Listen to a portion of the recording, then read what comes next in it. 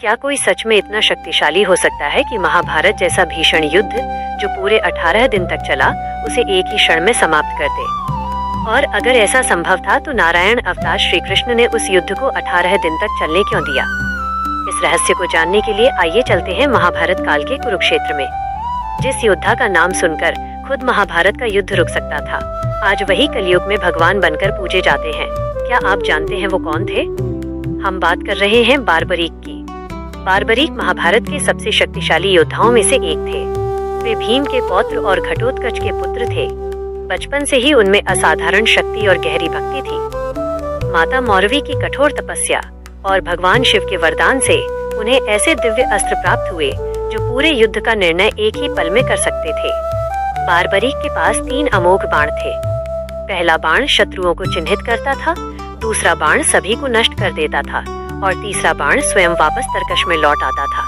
लेकिन बारबरीक का एक दृढ़ प्रण था, मैं सदैव कमजोर का साथ दूंगा।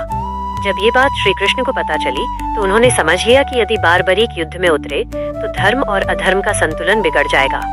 तभी श्री कृष्ण ब्राह्मण वेश में बारबरीक के पास पहुँचे और दान में उनका शीश मांगा।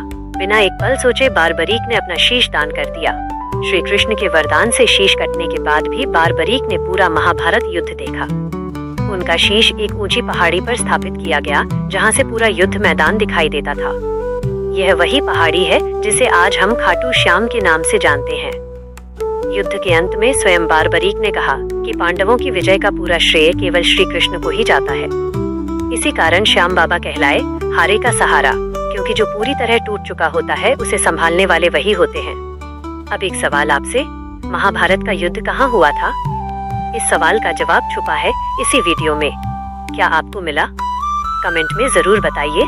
और अगर आपके दिल में अपने भगवान के लिए जरा सी भी श्रद्धा है तो इस वीडियो को लाइक कीजिए और चैनल को सब्सक्राइब कीजिए, क्योंकि प्रभु की कथा को आगे बढ़ाना भी सबसे बड़ी भक्ति है।